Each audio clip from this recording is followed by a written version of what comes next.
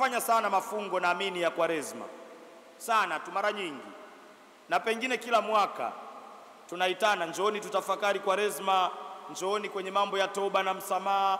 Tumeambiana sana kufunga, kusali, kuimba, na wakati mwingine hata tumetishana kidogo. Unaambiwa wewe ni mavumbi, na mavumbini utafanyeje?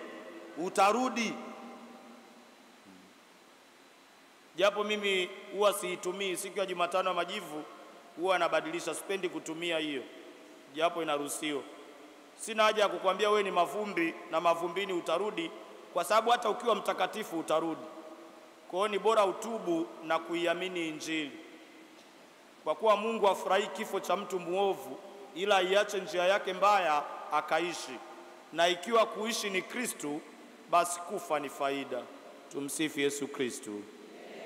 Ni bora kuishi, na katika kuishi kuwa na uzima, na katika uzima huu wapaswa kuwa ni uzima wa Kristo ndani yetu, na huu ndio ambao tunapaswa tuukaribishe kwa namna ya pekee, ili tukiwa hai tusiwe hai sisi, ila ni Kristo mwenyewe ndiwe awe hai ndani yetu, ili katika kunena na kutenda yasiwe maneno na matendo yetu, ila ni matendo ya Kristo mwenyewe, kwa kuwa tunaitwa kwa namna ya pekee kushuhudia imani yetu, sio kwa siri, ila kwa maisha yetu ya kila siku.